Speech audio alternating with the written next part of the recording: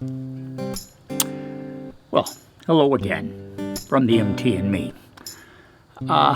Just sitting here on this kind of cool afternoon, looking at Pearl and thinking about everything that needs to be done on her.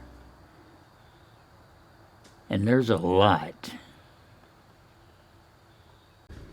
The last couple of weeks, we've talked a lot about having to redo the brakes on this left rear tire. And for that matter, her entire brake system needs to be checked out and refilled and bled and gotten ready to go. There's her gas tank, which still has to be dropped, cleaned out, and reinstalled.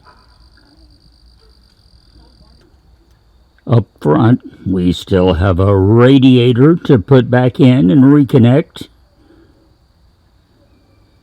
All of her windows have to be reinstalled properly and sealed in. All the lights, wirings, and electricals have to be redone. There's her roof that has to be completely redone. For that matter, there's the entire outside that also has to be restored and redone. And don't even get me started on her interior.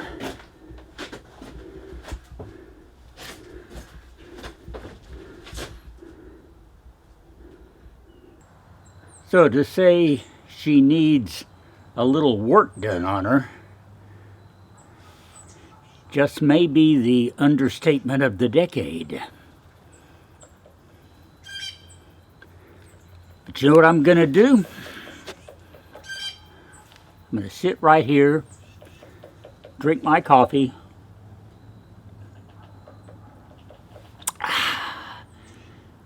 and just think about what in the world do I do next?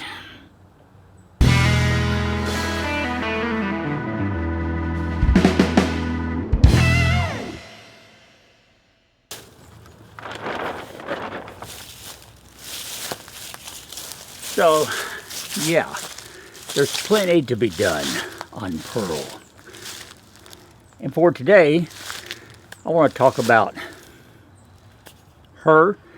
And I'm going to talk some about the Equinox too, because my main ride, as I pointed out in the last couple of weeks, has more than a couple of things that need to be done on it as well. But we're going to start out on Pearl. And we're going to start out with a leak update.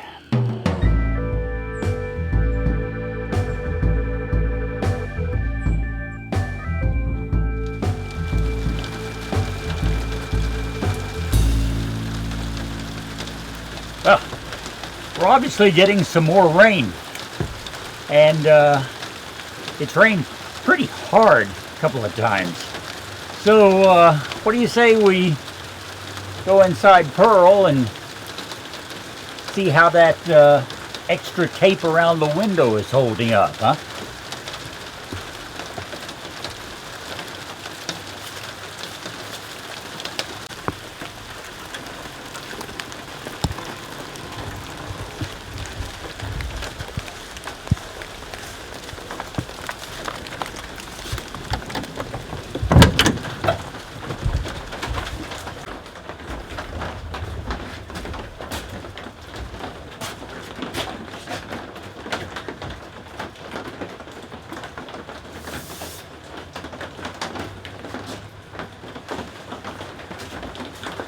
Looks like it's doing all right.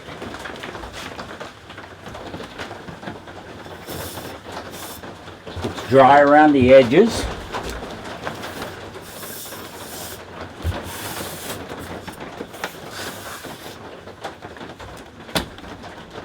No water on the table. And the floor's not wet either. I'm not saying it's a real solution to the problem, but I was just looking for a temporary fix, something to keep the water out of Pearl for the time being. And for this time being, at least, looks like good old duct tape is doing the trick.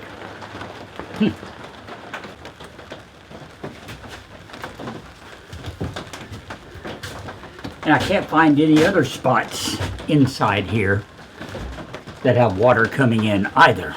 So that's a good sign as well. We can keep the liquid out of Pearl for the time being. And then that'll give me a chance to be sure she stays dry on the inside while we start doing some things we need to do.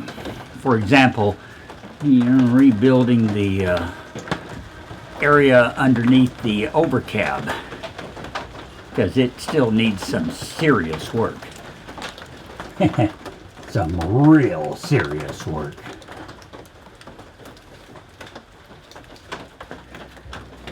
Like I always say, it's always something.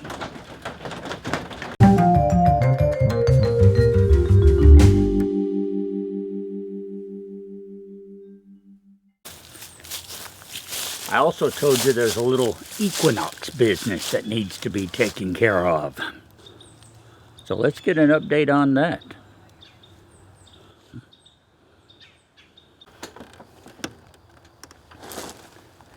Well, what a difference a couple of days will make. We've gone from rainy, windy, and cold to clear skies, sunny conditions, and just pleasant temperatures. So I thought it'd be a great day to get out here and look under the hood of the Equinox and think a little bit about this fan assembly.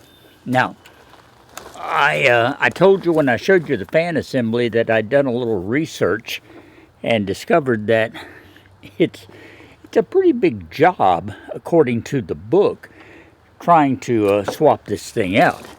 The fan assembly just attaches with a couple of screws to the back of the radiator. No big deal there. But according to Chevrolet people, in order to change it out, you have to basically take off the front of the car, tilt the radiator out, disconnect it, and pull it out from the front.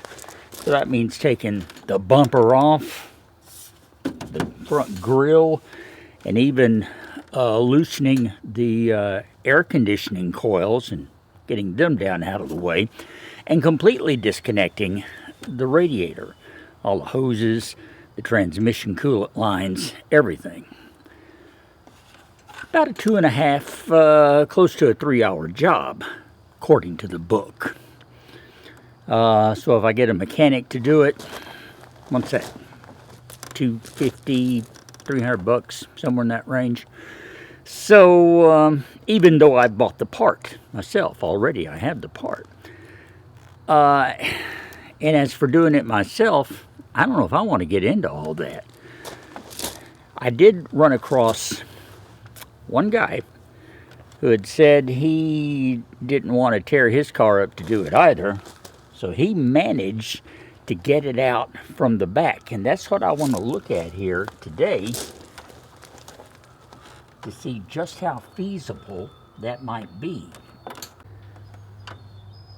So we're going to try and look down in here, and I've got another camera set up to hopefully show you what it's looking like as far as the kind of space we're working in.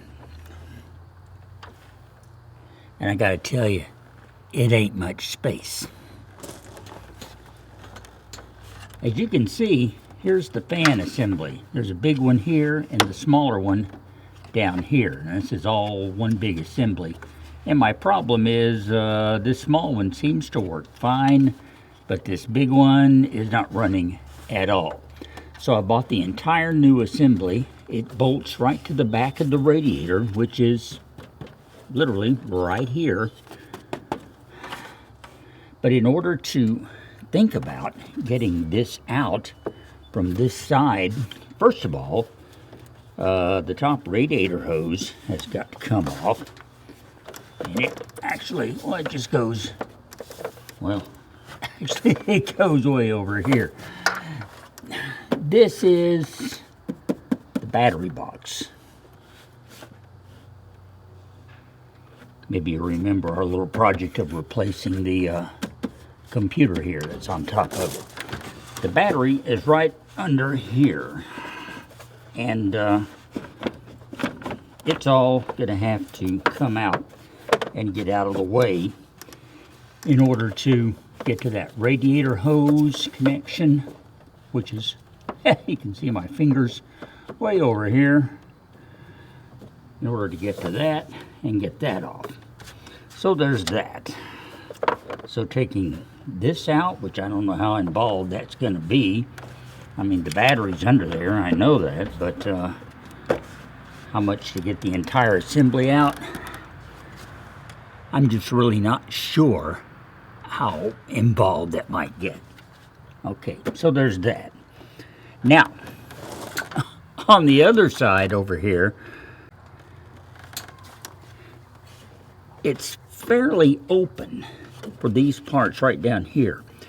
But there is this, this is an EGR system, I think. And it's not a hose, it is a solid pipe. And I think that it would actually have to come out to have enough room to slide this fan assembly out through here. So here again, I'm not sure how much of a job it's going to be to move this. Other than this air cleaner assembly, I thought maybe over here you might have to move it, but I don't believe it's going to be in the way. I think it's far enough over to the side. But this, the EGR line, which goes right on down to here and ties into the exhaust manifold, you've got it that has to get out of the way. And then, as we said, on the other side here, you got battery box and the top radiator hose. So, looks like it would also be a pretty good job doing it this way. However, assuming that, you know, it's not a big major surgery matter to get the battery box out and then possibly this EGR hose, it would still be a lot simpler than taking the entire front of the car off. Well, I say it would be. Seems to me like it would be. So, point is, here's the fan assembly. There's a few things in the way as far as getting it out. I think if we got rid of these two main things, we could probably get to the bolts and pull the entire assembly out from the, I say from the front of the engine, from the back of the radiator. Of course, that's just me talking. And I'll tell you right up front that I don't know what I'm talking about. This is all new territory to me. Looks like some more research is in order. I'm going to have to look and see what's involved in removing this EGR connection and what's involved in getting the battery box out. Maybe I should just take it to my mechanic's pay the money and let them change it. I'm going to look and do a little research into these two items here and see how plausible it seems to get this thing ready to try and get it out from the back of the radiator. And if it starts looking like a little too much, then I think it'll be well worth the money spent to let someone else do it.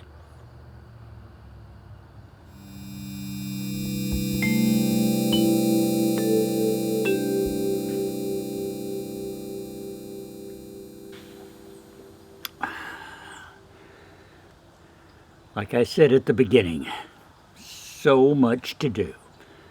Between the Equinox and Pearl, I'm just right in the middle, trying to decide day by day what my priorities are. And sometimes it's tough.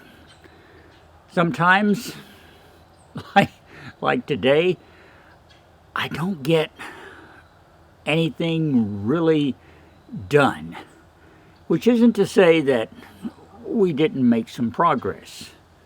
We know more about the Equinox situation, and we seem to have stopped the leaks in Pearl, at least for the time being. I think I said that earlier.